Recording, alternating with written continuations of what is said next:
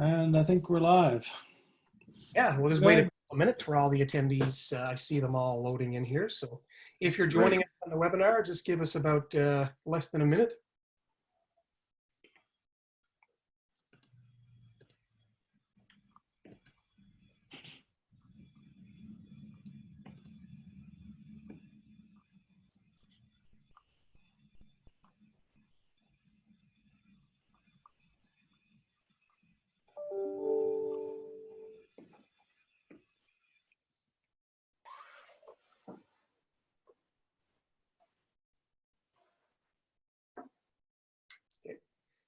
All right, Craig, there's still a few attendees coming in, but if we want to get started, we're right at 4:02, so.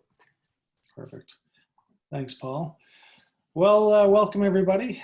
Thanks for coming. I'm Craig Rowe. I'm the chair of the board of NATI, and we're really glad to join us today. I'm going to introduce Minister O'Regan and Karen Skinner more fulsomely later, but welcome. Minister O'Regan, as I was thinking about this, I was thinking Canada, the world is in the worst global economic disaster that we've ever seen, in the time of the worst global pandemic that we've ever seen. And you're in the federal cabinet dealing with this, not to mention you're the cabinet minister from Newfoundland and all the economic problems we have here. And on top of it, you're the minister for natural resources at a time of unprecedented problems in oil and gas and in the resource-based economy. God love you.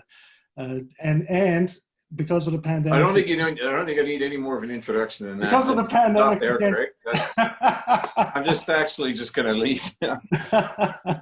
And I was going to say, and you probably need a hug more than ever. And now you can't get a hug. No one can hug you because we can't go near you. So yeah. Anyway, thank you very much for making the time for us today, guys, with everything that you have going on. And thanks for all you're doing, because it's impossible to imagine what you're dealing with right now. So thank you. So having said that, not so much as the minister, but we're all dealing with unprecedented times during this pandemic and the resulting economic crisis. And so we're all trying to figure out how we deal with it and how we come out of this better. And the tech sector, like all industries, we've got our challenges. And opportunities, and we're trying to figure out what we need to be doing, and each of our companies are trying to figure that out. And what are we going to look like when we come out of this? So the ground is really not settled in a lot of ways. And I have to say, we've told you this before, the federal government, I think, I'm really proud to be a Canadian right now. I think that the Canadian government has done a phenomenal job responding to the needs of people and the business. And you've been, you came out first and helped those most in need. And I got to say, like, you've been extremely accessible and getting all kinds of, you've been reassessing, getting feedback and adjusting. And Karen, you and COA and your people at COA and Minister, you've been very accessible, honest, open, caring, and, really true partners. Paul and I were actually on a call with the minister last week, and he offered to do this session because he wanted to hear directly from the members with everything that he's got going on. So, while we are facing challenges, I mean, we're in the tech sector, so we're probably at the leading edge of if there are going to be opportunities coming out of this, they're going to be, largely coming as a result to the tech sector. We're the innovators. We're the ones coming up with new products and solutions and new business models, new markets. And as a sector, we've really punched above our weight in the past decade in the tech sector. We've got a really high number of great companies that are being successful, raising money, that are doing some really interesting things on a global scale. Very few of us are markets here. Our markets are global. We started off as global companies. But in order to make sure that this pandemic doesn't erase all that momentum and everything that we've built, we really need to figure out how we're going to do that and how we're going to maximize our potential going forward. So that's why we've convened today. We've got five, including mine, Clear Risk, companies that we're going to hear from briefly. We want everyone to just be punchy. The minister doesn't have very much time. We know to do. I think we got 40 minutes, 45, 40, 45 minutes. if we can get each of the companies to just take, a minute, maybe two at the most, because we want to hear from the minister and Karen Skinner, and we also want to be able to hear back from some of the people with questions.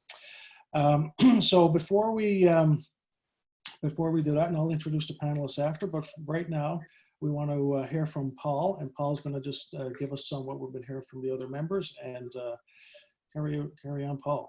Yeah, thanks, Craig, and thank you to all of our members for joining us today for the webinar. Thank you to the minister and for Karen for joining us as well. So I wanted to cover just a couple of things. Number one, when the pandemic situation started, within about a week, at NATI, we created a pandemic response task force, which included myself and Craig as our board chair, and 6 other tech CEOs and founders. And our job was to understand how our members are being impacted, what the challenges you're experiencing, and really how can we help? What kind of supports can help you? And we were in an interesting, I guess, situation where we wanted to hear and understand member needs. So we've commissioned 2 surveys, one within about a week of the pandemic situation starting, and another one which closed about a week ago. So we've got recent and relevant data on how it's impacting our members, how it's impacting the sector. But even more interesting, just before Christmas, we had commissioned a study through MQO Research to understand the growth potential of the sector, what our members are experiencing, what was reality, and where did we expect the sector to go and how it was going to grow. So we've kind of got this December 2019 picture of the sector, and now the COVID as of the end of April picture. So pre-Christmas, we've had 84% of our companies export around the world, bringing all that money back to our province. That's a great thing. And interestingly, 92% were expanding and growing and hiring on more people. In fact, their biggest issue was a lack of talent locally. And the way it works in our sector, our companies see the growth potential, they see the growth horizon, but because we're at the cutting edge and we're developing new things, we need to hire in advance of that growth. We need to make sure we're ready to onboard customers, to ensure successful onboarding and customer success after, and to develop our products. So in many respects, we onboard people in anticipation of that growth. So what our survey has shown, which closed last week, that growth is gone. 83% of our companies have seen a significant decline in revenue, or they expect they will. 55% say that without effective stimulus and support, they can't last. They can, 6 months or less. So 55%. Over half haven't laid off employees or reduced hours yet, but they do expect that to change as this continues. So we're not immune to it, certainly within the tech sector. Some argue that we may have fared better than some. Naturally, we can work remotely. We have that experience, but we're certainly not immune to it. And it really is that growth that we've seen disappear. The other major finding that we had was the supports have been, so welcomed, and getting more money into ACOA is a fantastic thing. If we can get more detail on the 960 million flowing to the RDAs, that'll be great. Get money in the hands of ACOA because they know local companies. The wage subsidy, though, is the one catcher where the criteria to qualify is an issue. If you're a software as a service company, if you're a high growth company, you can't demonstrate your revenue has been hit to qualify yet, although that growth trajectory is gone. Or if you're a company that's early stage startup, you may be pre-revenue, or if you're a company that has taken in equity or cash from an investor, you're probably negative cash flow position. You can't meet the revenue test. So the wage subsidy is not helping yet. So we need to ensure that the supports and the subsidy in particular can work effectively, and the money being flowed to the RDAs. How is that going to flow to our tech sector? How can we help with liquidity? That's going to be critical. I think what I'd say in closing is, we know our sector's at the cutting edge. We know that growth is going to come back. When we get past the pandemic situation, that growth is going to be there, and our companies need to be ready for it. Yeah. If we lose people, if we lose our staff, if we've got to lay off, many respects, it takes years to develop our people in tech so that we can do the things we're doing. If we lose that, we're going to lose that momentum when we're post-pandemic. We're going to be starting from scratch. it's been a bumper couple of years in Atlantic Canada and in this province in particular for tech. So how do we continue to just invest in this sector? You know, in and of itself, tech is critical for all advanced economies around the world. Canada, equally in Canada. But importantly, you know, every other sector of our economy, all the natural resource sectors, the primary sectors, they're critical for Newfoundland as well and Labrador. But, you know, they need to adopt technology to make them more competitive globally. So an investment in technology and innovation is an investment not only in the sector, but in all sectors of our economy. So we're really hoping the supports will be streamlined and will be effective for our membership. So I'll stop on the data at that point. I'll turn it back over to Craig so you can walk us through a couple of updates from our members. Thanks, Paul. Yeah, so we just want to go through 5 different companies, so basically 5 stories, what it's doing to us and what we think can help. I'll get started so that I can hopefully set a precedent on how quickly we can get through this. And then I'm going to ask, I'm not going to individually, I'll just introduce everybody now, and if you can just go in this order after me so we can get through it as quickly as possible. So joining us today, we've got Gina Pecore. Gina's CEO of Genoa Design. We've got Andrew Sinclair. Andrew's the CEO at totaliQ. Christine Goudie, CEO of Granville Biomedical. And Gerard Duggan, VP at Vision 33. So we've got a good representation of the industry, different size companies, different focuses, and so on. So very briefly, so at ClearRisk, we've been doing great. We grew 60% last year. We were on track to almost double this year.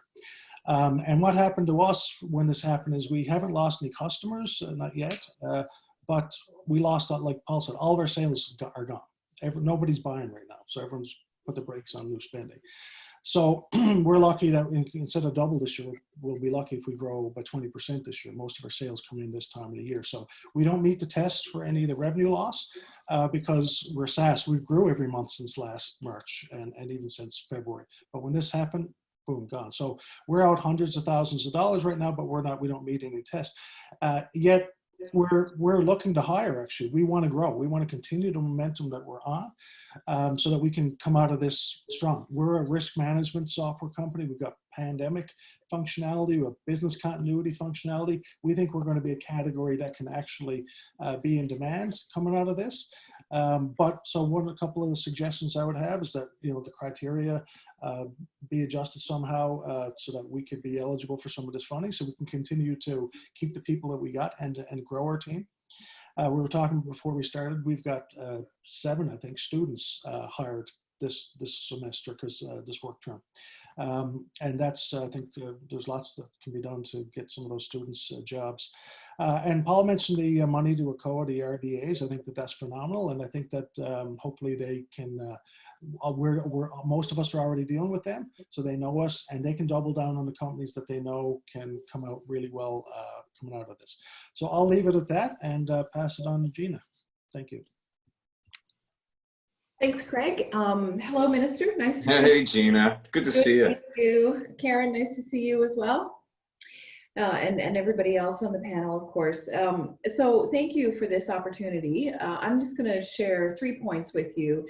And I'm going to start with a positive note, I guess. Genoa is one of the companies that has fortunately made it this far without any disruption. So we've got about 205 people working from home now. And I think the overall learning for us from this experience has been, we never thought we could move to a home work environment because we deal with big data, and we just thought it would be impossible to do. And thankfully, it's like the technology developers, we all knew that something was coming because the tools were there ready for us to start using. And with a little bit of tweaking of our bandwidth, we were able to get everybody working from home. And early testing is telling us that we're somewhere between 90 and 95% throughput. So compared to the normal in-office environment, which is massively better than we ever would have thought. And I guess my message coming out of that point is that the reason that we are continuously working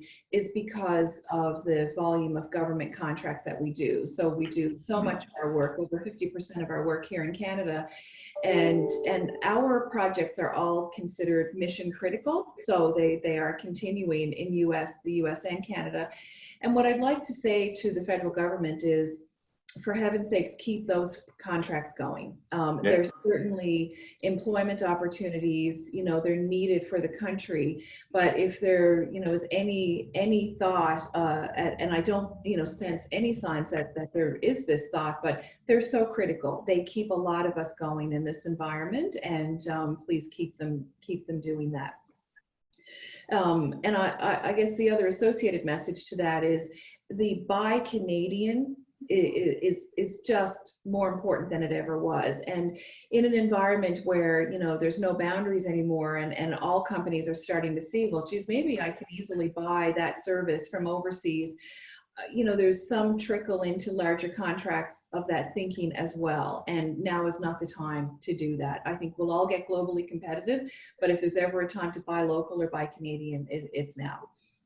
A second point is, so we are not a company that has needed to do an uptake on any programs. A tiny little bit, we had 14 members in Halifax that we had to do some work with. So there was a little bit there, but generally we've not needed to access any. But there's a downstream effect that could be hitting us, and Craig just referred, and Paul referred to that as well. Our throughput is good, but we don't know what this is going to mean down the road. We have to onboard remotely new people. We may have kickback in terms of rework that has to be done because of the remote management environment. Essentially, we don't know. So my message to government on that end would be, I would encourage consideration of the downstream effect of this beyond the actual pandemic work loss. To the end of June or whenever that may be, there could be companies in this sector, in the tech sector, that experience that impact showing up much further down the road. So please bear that in mind. Yeah. My third point to you is this sector is ideally and uniquely suited to make the most of the disruption. And disruption, the obvious disruption is happening, but there's disruption that I think tech firms, because we have maybe a heightened curiosity about things, we're asking questions, we're seeing links across disciplines, across sectors, across geographic borders, matching the problem that we thought only sat there is actually showing up over there as well. And this is a time to really get around this sector and support innovation and technology development in ways that none of us can maybe even articulate right now. And I do want to, give a shout out to how government is behaving right now. We've initiated a conversation with the COA and really had a very loosely phrased proposal, just saying, we think there's something, we need to study this. Can you get with us and help us do that? And the same with NRC. And we've had a wide open door in both cases. So I think, kind of really truly getting innovative around this disruptive time is so important. It's what's going to save us in the long run. So, keep fanning those flames, because boy, are they ever good. And I think the level of technology and innovation that can come out of this is it's mind blowing, honestly. So that's my couple of minutes worth. Thank you for listening. Thanks, Gina. I think I'm next. So thanks, Gina. Thanks, Craig and Paul, for the opportunity to join the call today. And nice to see you, Mrs. Skinner and Minister O'Regan. So just a bit of background, totaliQ is a expertise management platform for engineering, mid to large size engineering and design firms. And, I think as a part of the overall category of collaboration platforms, our value proposition is certainly enhanced through the remote working environment that everyone is working with right now. We have taken some steps we've even spun up a free version of our platform to allow organizations to share health and safety, collaborate across organizations on health and safety as they try to bring the workforce back to the workplace once that occurs en masse. So, in terms of where we are, we're a Genesis Center company, early revenue stage. we, you talk about timing.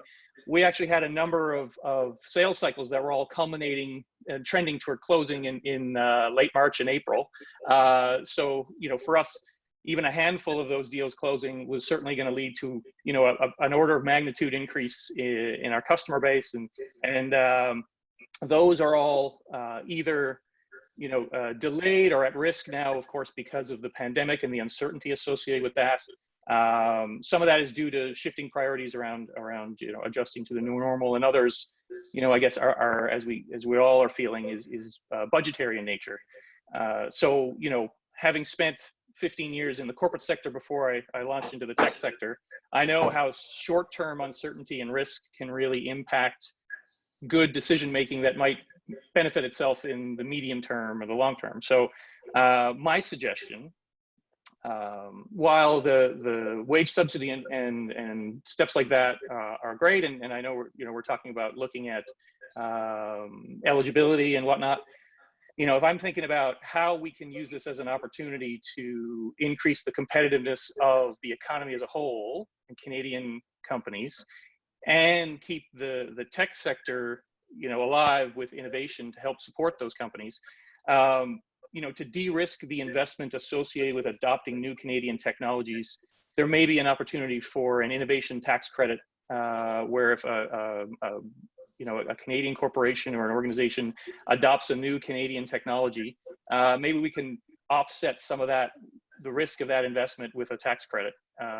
So that could help not only the tech sector maintain some growth, but also keep these larger companies improving their competitiveness by trying out these new technologies that are going to lead to longer term benefits. So I'll leave it there, but that's I guess a thin slice on our story and a suggestion to consider for how to invest some money in the economy.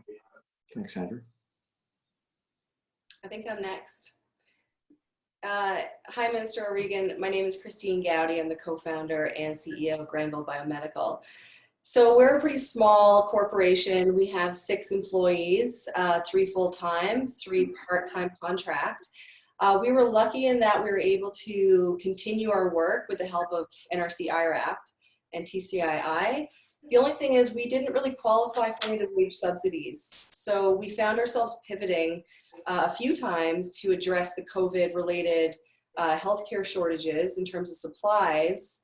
It's very difficult, though, for us at our stage to, I guess, pony up and pay those expenses for the materials up front when we don't really have the revenue to kind of cover those expenses. So we're looking at, is there a way that we could possibly be reimbursed or a tax credit like Andrew mentioned, something to that effect that would really help small companies like ours. So we're also a Genesis Center client, and like I mentioned, we do have some funding. So we were lucky in that, research continued as usual, so we were able to continue our projects as they were, but the COVID-related projects certainly took a huge toll on our company in terms of redirecting our efforts, redirecting our staff, and of course, any revenue that we were making, we had to allocate towards the COVID-related product design. So we're just kind of looking at, how do we fit into all this as such a small company? When we look at, last year revenue, say for March, April, we weren't even in revenue yet. So it's really difficult for us to, justify that we're down 30%. We, like a few other companies here, had a few big contracts in the pipeline in terms of sales and partnerships for February and March, and people certainly withdrew those offers and really became a little bit shy in terms of proceeding with those big sales. And I think that they still could happen. I think it's just going to take time at this stage, and we really don't know what the future is going to look like what's already been mentioned, what's going to happen in the future and how it's going to impact us long term. We really don't know quite yet. We just know that because of all the reallocation of funding and material expenses, we're really kind of behind in terms of research and development, in terms of our milestones that we've set out for ourselves and what we've promised to deliver to the government in terms of funding and support. So we're just kind of looking for is there some sort of a program that could involve the reimbursement or tax credit for small companies like ours? Thanks, Christine. Thank you. I guess, am I last but not least, Craig? Thanks, Karen, for participating. Thanks, Minister O'Regan. Really appreciate it. I don't have a lot more to add, actually, because I think the themes are already becoming apparent. I can tell you that at Vision 33, right before this started, we were just about to hit our 500th employee. We're headquartered here in St. John's. We have 14 offices from California to London, UK. A large part of our business is in the US, and most of our business is in either US, Canada, or Europe. As this hit, right away we saw a large part of the customer base with existing work in flight pull back, maybe defer, and a large part of our sales pipeline or opportunity pipeline also pull back or get deferred. So we were able to quantify pretty quickly what we could see coming. Because we had a lot of work in flight, we didn't get impacted right away, but we're seeing it right now. And what's happening now is we're finishing work, but we're not replacing it. We've done a lot of things around cost containment and cost cutting. And we also eliminated about 10% of our global workforce as we hit this particular stage. So we think we're prepared to walk through the summer where it's going to be a bit tougher. And what we really need to happen is for the fall to start to show some return so that we can get back on our growth path. For context, and similar to the others, we're built for growth, and our average growth rate for the last 20 years has been 30% per year. So we were built for growth before this happened, and then our existing business flow was impacted. So it's kind of like a double hit there. From my perspective, one of the areas that was growing very fast for us for the past 5 or 6 years is digital government. And it's mostly in the US, but we do a lot of work across Canada too, mostly in the municipal or smaller province level. And one thing we've identified is that most of those customers that have invested in IT are able to serve their constituents in a very effective manner in this particular scenario. But those that have not are struggling a bit more. It could be as simple as remote workers, but most of it's in the applications and that sort of thing that civil servants would use to deliver services. One idea that we had was that through existing mechanisms, various levels of government are able to support each other, but the federal government can certainly support governments at the provincial and municipal level to invest in technologies so that they are better prepared to serve their constituents when we come out of this. And I think a lot of them are going to need to probably be looking at ways to be a little bit more effective and efficient internally as well. So anything that can be done to help those provinces, and I know I'm sitting in one that is a prime example of that today, but there are many others that look like this, where they can come out the other end and start making decisions that will allow them to be more effective than they are today. One of the issues that they also have is that because investment has been tight in technology in a lot of government areas for the past decades, actually, there's a technical debt that's built up. And what that means is if you're going to gain efficiencies, you have to spend money. So it's like spend money now, save later. And that's definitely something that we hear all the time. This might be an opportunity to leapfrog over that or accelerate past that. And in doing so, you've got Canadian technology companies coming out as winners. You've got the public sector coming out maybe a little bit more effective on the other end of this. Hopefully that bodes well for all of us that are also exporters at the same time. So Craig, I think I can leave it there. Yeah, thank you, Gerard. Minister and Karen, I think in the interest of time, I don't think you guys need any more introduction. Did you guys want to just jump right in and? Sure. What I'm going to do is, because this has happened to me several times, as soon as I'm about to speak and leave my mic open, the dogs are going to bark. So I'm just going to close my door. This is working from home. Hang on. It's what it is to work from home. So first of all, yeah, let's just jump right in. I think, Craig, you were talking about, adjusting things as we move along. And I think Gerard's point about I think there's going to be fewer excuses for government to not be nimble in the future, because we have, I think, shown. Just an observer, I'm impressed by how quickly we've worked. I didn't know we had that capacity, and we've done it with a lot of our workforce coming from home as well, or being at home. So it's just that it's not as exact. I mean, the Prime Minister, said from the beginning, we got to roll this out quickly, and we're not going to let perfection get in the way of the good. Government, obviously, usually expectations are from the public that you try and get it perfect, and we knew that because of a public health crisis, we had to just get it done quickly. So there will be challenges, I think, good challenges that government will have to confront when we come out on the other side of this, that we have to maintain that flexibility, that nimbleness. I think that I think what Karen and her crowd demonstrate all the time is a best case example that I tout all the time, just people who are empowered in the trenches to make decisions, which I think government needs to welcome more and more, and we're seeing that.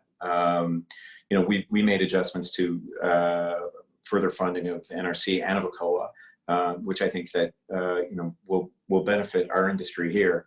And on that note, Andrew, an innovation tax credit, that's something we would definitely look at. It's outside of my purview. It's the Minister of Finance, but will I push for something? Absolutely. Give me his number. I'll give him a call. Oh, trust me. It's kind of jammed at the moment, I got to tell you. That's the thing. We all have moved very quickly. At the end of the day, in terms of coordination, and this kind of has to happen, it really does go through, in our case, and one of the reasons why it's able to move so quickly is the Prime Minister's office, the Minister of Finance at the end of the day do push the agenda, and, as it should be.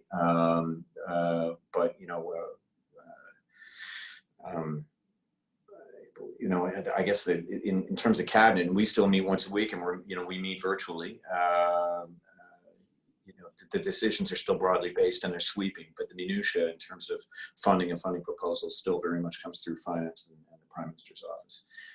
Gina, I can't imagine that the volume of government contracts would go down. I can't see that happening.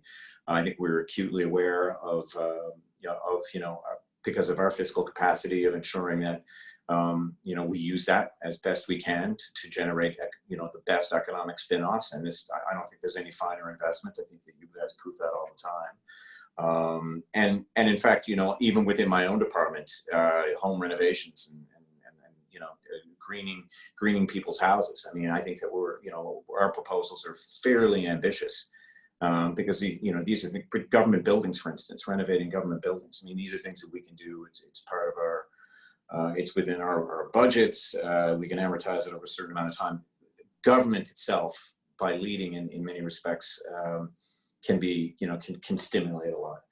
And that's really, I won't talk too much longer, but that was the idea from the beginning. The beginning was an airplane analogy. I converted it to a boat analogy because I think that's more appropriate. But it was a boat in very, very stormy waters. That's what we were experiencing 2 months ago, and we had to bring it into safe harbor. And I think for the most part we have done that.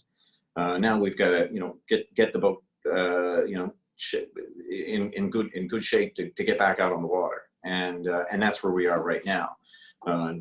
Trying to figure out how best to do that. So stimulus is coming, and we're already starting to think about how that will look in the same way that we're trying to figure out how life will proceed in this pandemic environment. I tell you, one of the big things that your industry has going for it, I always say our industry because dating back to when I worked for Brian Tobin when he was premier, I was there dealing with NATI on Operation Online and SoftWorld 98 back when, we had software conferences. I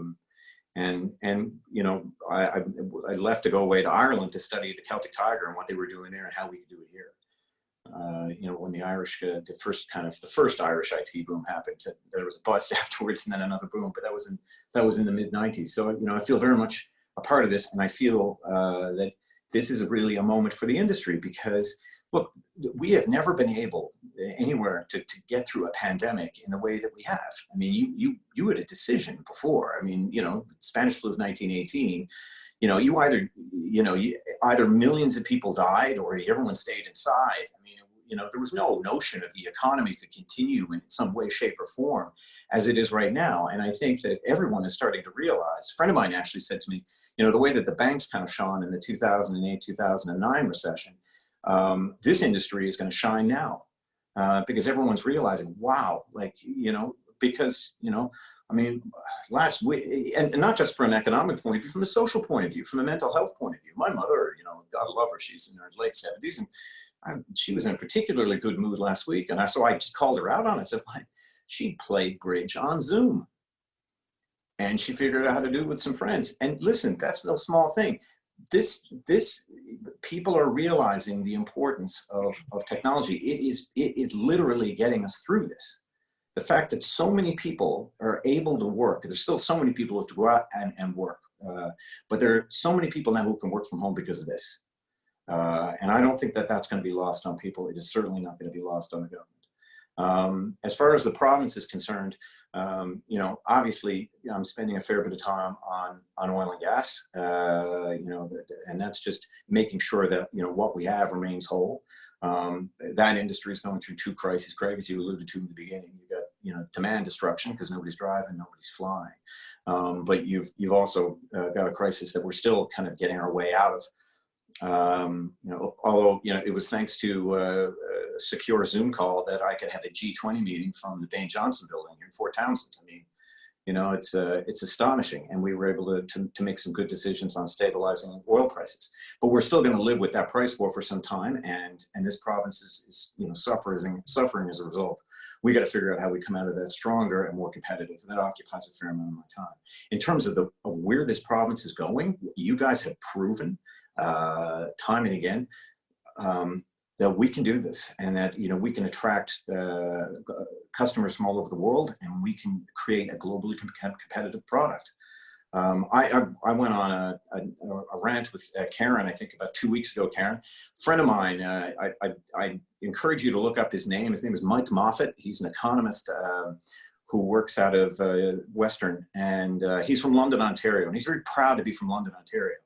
And he wrote a really good piece on Medium. You can look it up on Medium. And he says, you know, there are somewhere jobs and there are anywhere jobs. And the way the world used to work, kind of like I look at my parents as an analogy. My dad, you know, when I was 13 years old, 12 years old, when we living here in town, he got a job in Happy Valley Goose Bay as the judge up there. That's a somewhere job. He had to be in Goose Bay in order to do the job.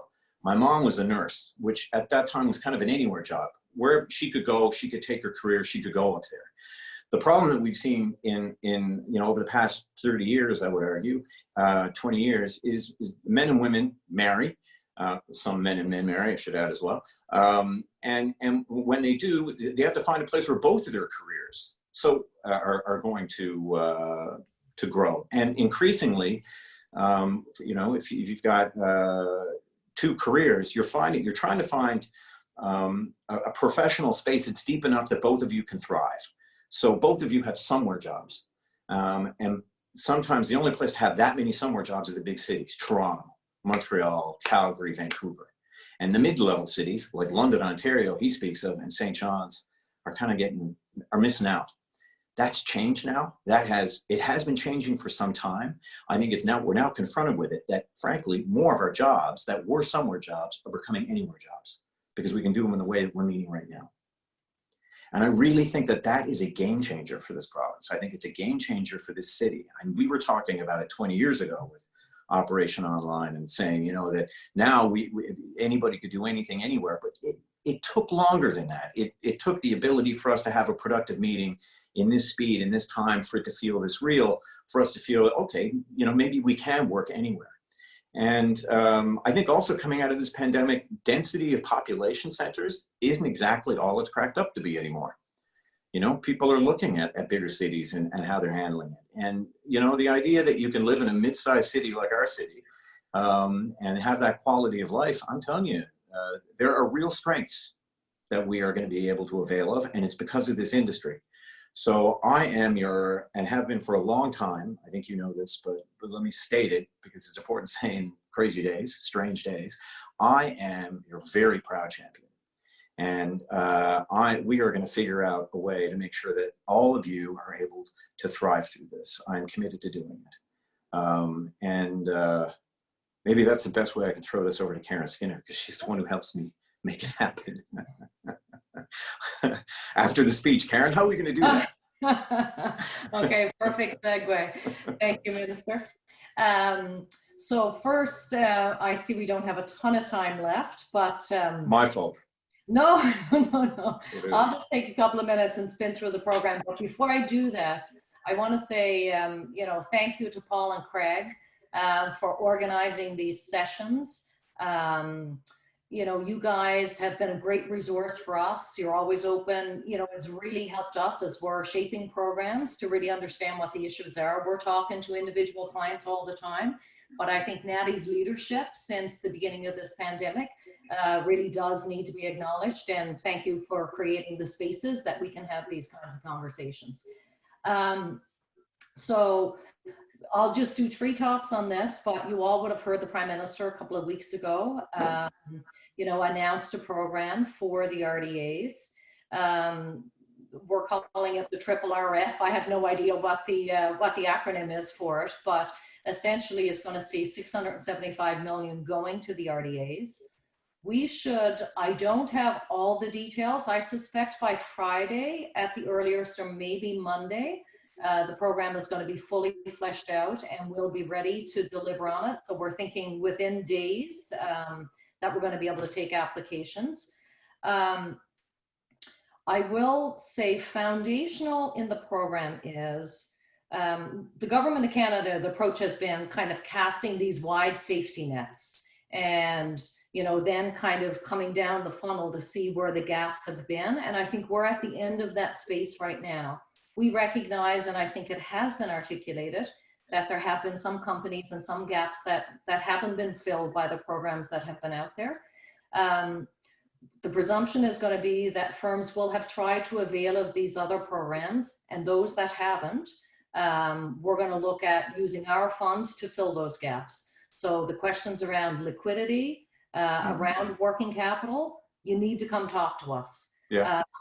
And this program will really be geared to trying to stabilize for the next few months, stabilize the firms, recognizing the challenges that the pipelines probably have dried up in terms of sales leads. So what do we need to do to stabilize firms so they can get back to that space? And then, there is talk of stimulus later in the fall, maybe, those conversations are going on in finance. But this program is designed to address liquidity and working capital. Karen, just before you go on, I know Minister O'Regan just last night, I think, ended up being pulled into an urgent meeting today at 4:45. Yep. I do, yes. It was key that we got to share with you the perspectives of our sector, and we got to hear from you. I know Karen's going to stay on, so I'd like to thank the Minister for joining us.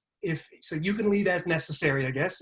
Yeah, Paul, I got to go. It's a meeting on fish harvesters, so it's important. It's a cabinet meeting. I can't be late. I just wanted to add, Karen obviously there, but Sarah Studley, I believe, is here with us as well.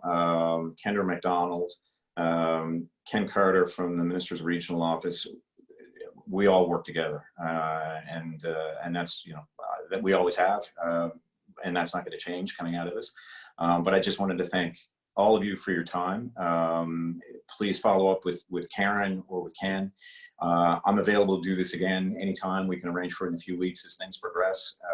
It is tough, I know, with a lot of things coming out at once. And government has been moving very quick. It's tough for me to keep up with what the PM is going to say and the DPM on any given morning.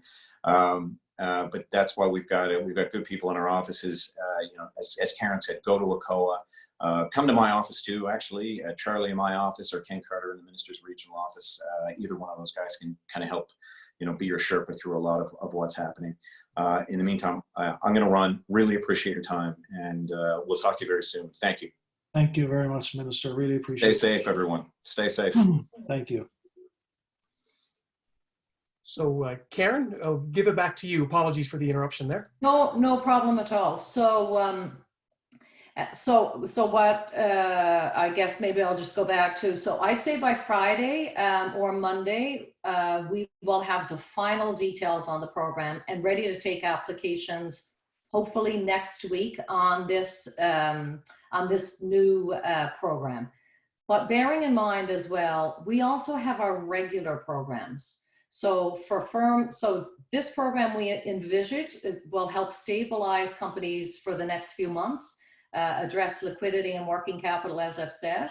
But if there are firms that are out there still in growth phases, looking to hire on, wanting to continue on R&D, we still have our regular programs to address that as well. So we will kind of have, you know, this program to do short-term working capital liquidity, and then looking at longer term, we'll have our regular programs to deal with that. So I'll just leave it there. You know, I guess in terms of addressing very specific firm level questions, I don't know if this is the right forum. I could probably talk generally about, you know, any questions that you might have, but I really would encourage, you know, by the end of this week, early next week, we should be talking, you know, in terms of doing specific deals with companies. Fantastic. So Karen, I do have a number of questions we had prepared in advance, and I will remind people that through the Q&A panel in Zoom, they can pose questions they may want to ask the panel, or they may want us to propose to Karen.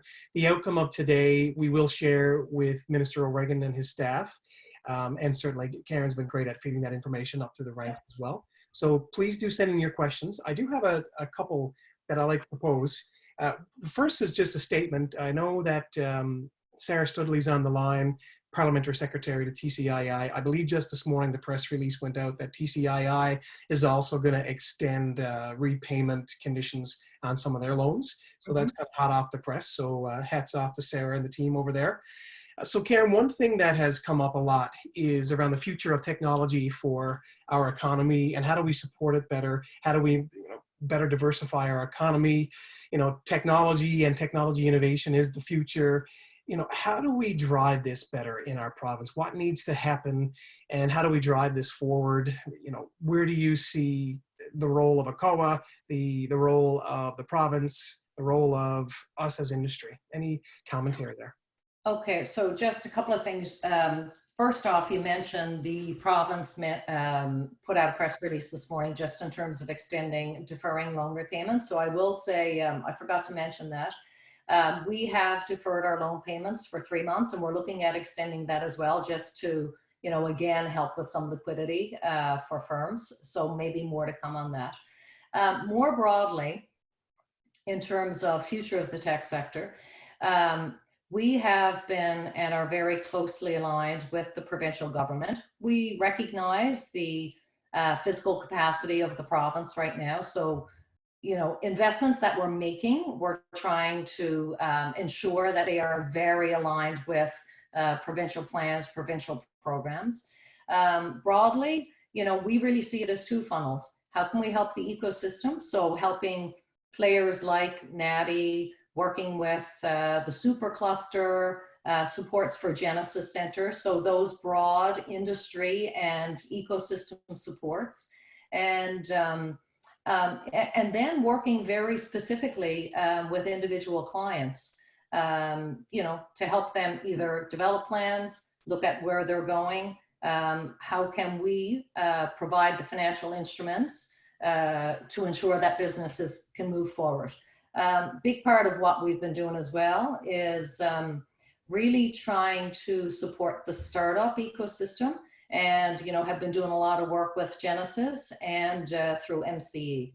So, you know, that's kind of where we see our role, ecosystem and firm specific. Okay. Maybe next question here, Karen. How are you seeing the sectors impacted through your discussions with the other RDAs? So CEDQ, WED, FedNor, FedDev. You know, how are you seeing commonality in the issues that we're seeing in our region? Yeah, absolutely. You know, I think what we're hearing in Newfoundland, I talked to my colleagues in Maritime Canada, the other maritime provinces.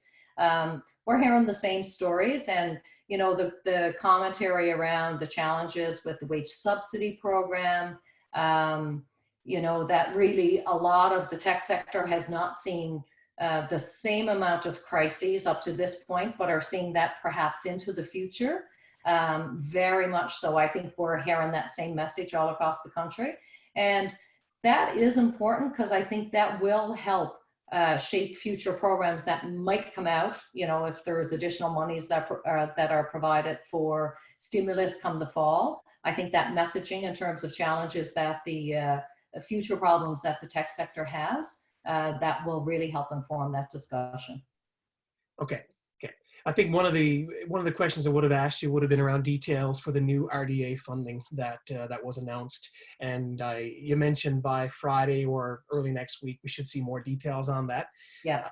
And it could be anything from liquidity to supporting subsidy. We got to wait and see, I guess, at this point. It is, and you know, we're equally as anxious as you were, because as you will well know, early in March, I guess mid-March when this happened. We were kind of geared and planned for, okay, we're gonna get a program soon. But I think the approach, and you know, I think it's made sense, as I said, is that, you know, I think the federal government came up with these wider safety nets, these bigger national programs, and now we're looking at, okay, there are gaps depending on the industry, and so I think, you know, using the RDA network, are looking to come out, you know, with programs to fill those gaps. So as I say, I suspect by late this week, early next week, we'll have very specific details on that. Okay. I'm gonna reach out to our other panelists, Craig, Gerard, Andrew, Christine, Gina. If any of you want to ask a question as well, if you could just take yourself off mute. I do have another question here I could ask that's come in. So will there be follow-on funding for recovery for tech companies, perhaps in the fall? You started to hint at that a second ago. So follow-on funding for recovery, not just for liquidity in the moment. So I think the minister alluded to that. You know, I think there are discussions around additional, like they're calling this sort of stabilization funding, and they're, you know, they have alluded to stimulus funding in the fall. But, you know, again, if anybody has a direct line into the Minister of Finance, he might have more details on that. I mean, it has been talked about, so I think it really depends on what happens with the economy in the next few months. And you know, the messaging coming out of the Government of Canada is, you know, it's very important to see firms stabilized and then thrive. So wait and see on that. Wait and see. Okay. Again, I'll open it up to our panelists or anyone on the call. You can submit questions through the Q&A functionality, or any of our panelists, just take yourself off mute. I think, Craig, I see that you're off mute if you want to ask a question. No, I just wanted to encourage everybody who's on the line, and not just questions, but if you have any suggestions for ways that you think the federal government could address some of these issues. We had a number mentioned today, but please get them to us, whether it's today or after, and we'll make sure that the appropriate people get them. Yeah, one question, Karen, it's going to be difficult for you to answer, you know, maybe if you were Mike Moffat or another economist of that guild, but the notion of a tax credit for companies, you know, Canadian companies to acquire Canadian technology, and a tax incentive or a tax credit, something that, because again, not just a belief, but it's been proven around the world, an investment in technology in the sector is an investment in all sectors of the economy, and any advanced economy, we can't compete on labor rates. It comes down to how do we enable tech adoption, digital transformation. So any ideas, or what's your perspective on tax incentives or some form of tax credit for adoption of Canadian tech and how feasible it might be? Well, what I would say, I mean, those, you know, those discussions and those conversations, you know, they've been ongoing for a long time, you know, and I've had them around the tech sector. You know, again, implementation of federal programs like that, for me, getting this kind of feedback and having the conversation with the minister to be able to feed that back into federal finance what I would encourage you and your members is you actually need to continue to advocate for positions like that, because I expect, as you know, any future programs coming out or any future initiatives, you know, having positions and informed positions like that are going to be very important. Another question that's come in, Karen, do you see any potential, or are you hearing any talk of additional funding or stimulus or additional funding in general for rural broadband in connectivity? Because we have been hearing at NATI and elsewhere that is still an issue. Even in 2020, you know, high-speed access it really should be a human right at this point in an advanced economy. Any details on that you're seeing or hearing? So there are conversations going on within ICIT right now around a universal broadband program.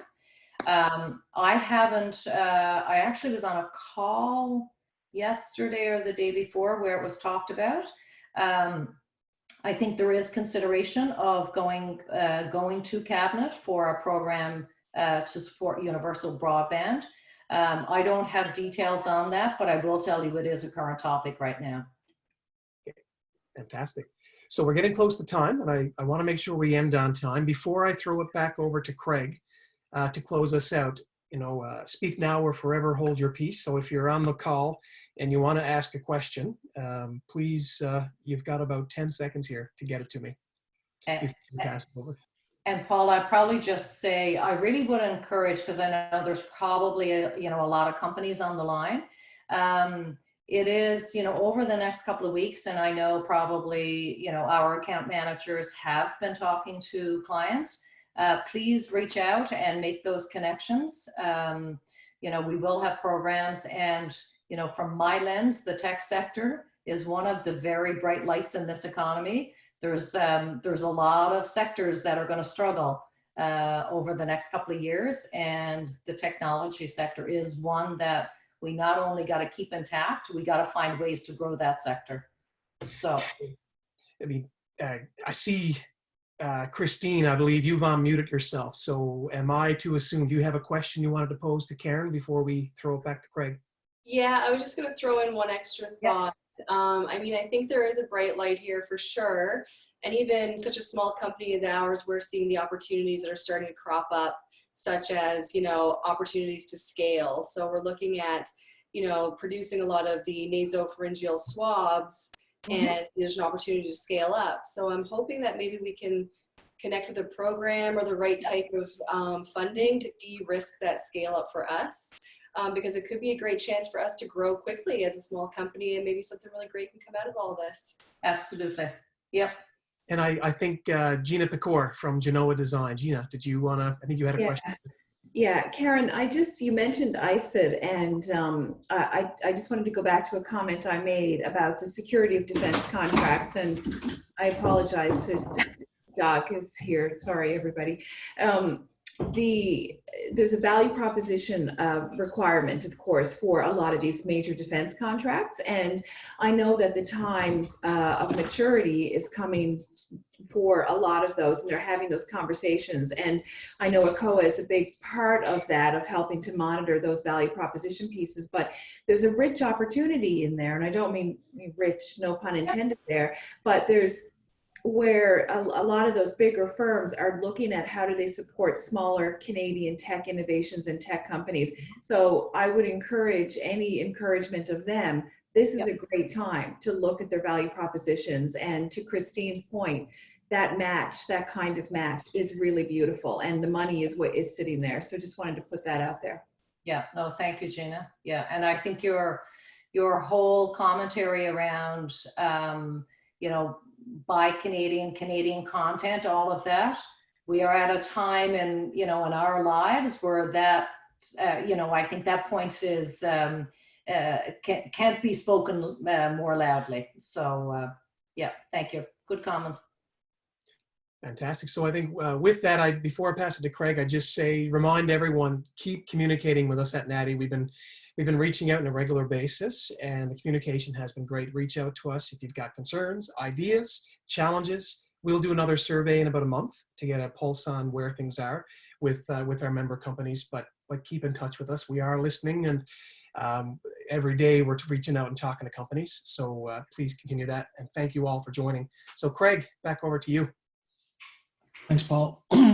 Thanks very much, Karen, and pass along, Karen and Ken, pass along to Minister O'Regan, please. Our thanks again to him for his accessibility and his strong commitment to this sector. Also want to thank the panelists. Thank you, Christine and Gerard and Andrew and Gina, in the order that you appear on my screen.